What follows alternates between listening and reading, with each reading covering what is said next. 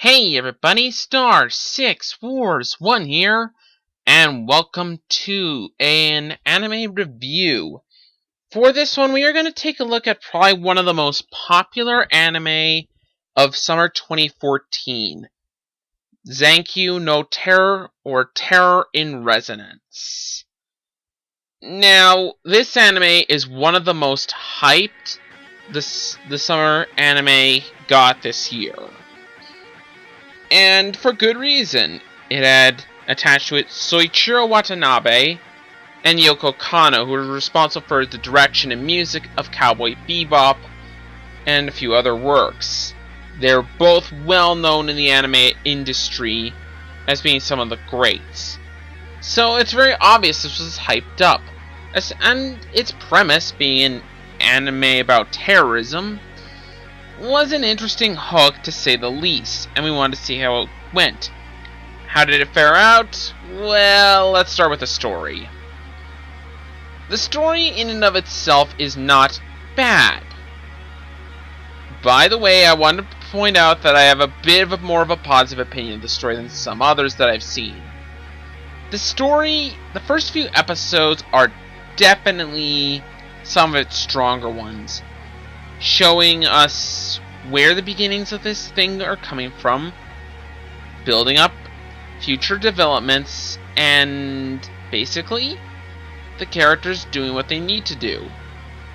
Unfortunately, the story does something very stupid and introduces us to a certain character and group that would pretty much grind the entire story to a screeching halt, and would not pick up again until right near the end of the second to last episode. During that time, the story is shoddy at best, lackluster at worst. It's sad because the story could have been so much more. There is so much unrealized potential here. So much more could have been done with the story, but unfortunately, it feels like it meanders around a lot, and the story in and of itself, I'd probably not even point out all the problems with it. It's not a bad story. Do keep that in mind. I like the story. Or at least, I like the idea behind it. I don't know. It's just not the greatest. That's all I'm going to have to say about that. Next up are the characters. I want to talk about certain characters individually. First up, we're going to go with the terrorists, 9 and 12.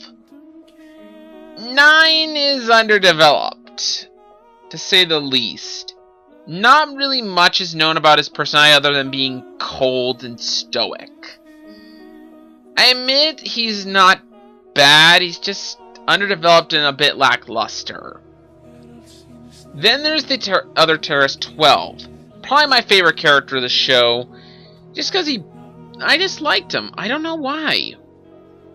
He brought a lot of energy to the show that I think it probably needed, even if it might not have been for the best reasons. But I'll be honest, I really liked the character and I found him interesting. In fact, he and one other I'll be mentioning later were the only interesting characters of the show. And quite frankly, I liked 12. Just saying. Then, next up, we're going to get into the two weakest part of the characters. First up is Lisa, the other main character, along with 9 and 12. I'm sorry, I don't like her. I find that a good chunk of the time, she brings the plot to a screeching halt. And every time you ought to go save her, she doesn't have much of a personality on her own. She's more of an annoyance than anything else. And I actually think, without her character, the show would have been better off. But she's not the worst. That duty belongs to the character 5. Oh my god.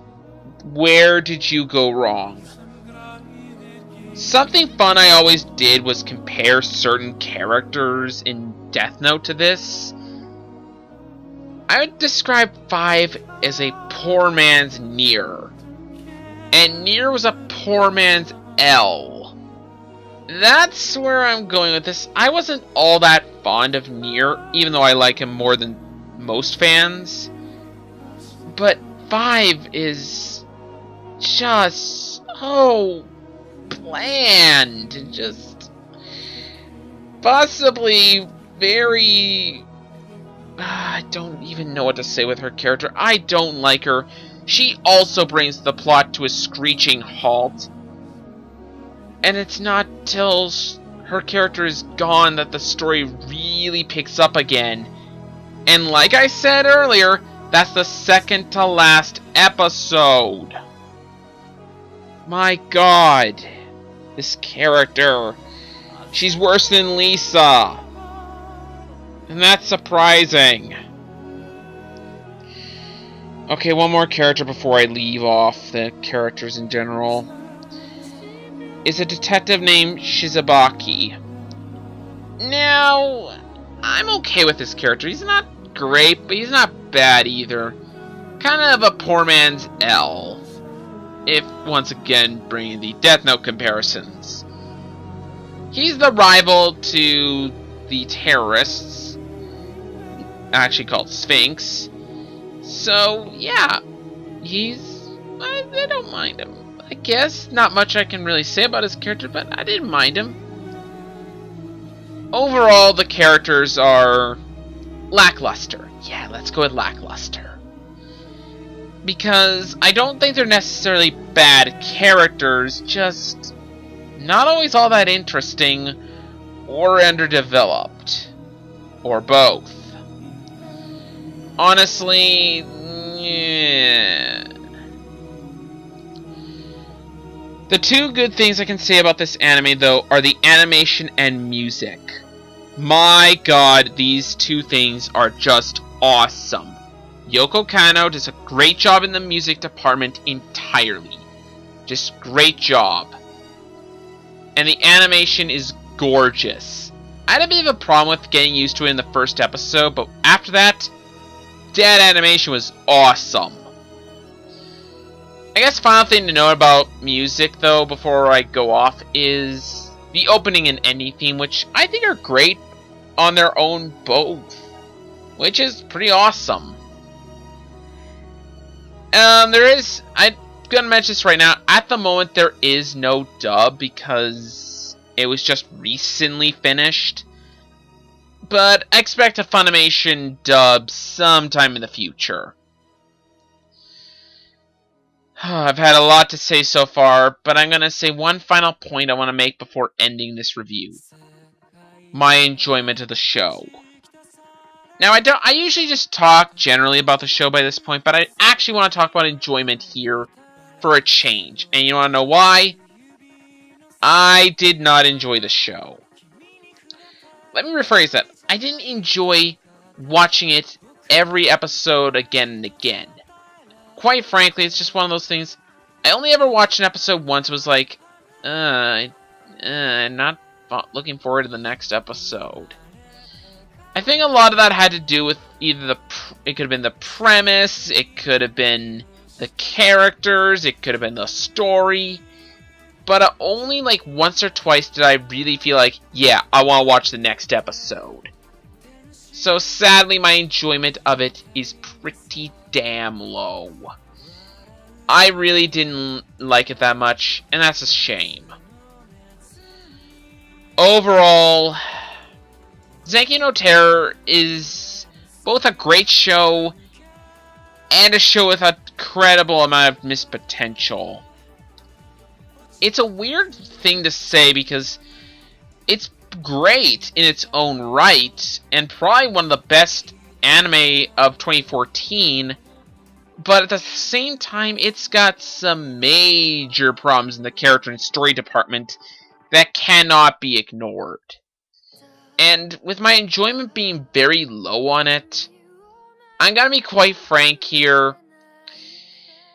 I will probably not watch Zankyou no Terror again. I'm glad I watched it once. I'm happy and satisfied I've watched it once. But I don't think I would watch it a second time through. I don't think I need to. I give Zankyou no Terror a 7.5 out of 10. I think for what it is worth, it's a really good anime. But it has some problems that cannot be ignored. And that's a shame. Anyways, that's all from me. This has been Star 6 Wars 1. And I'll see you guys next time.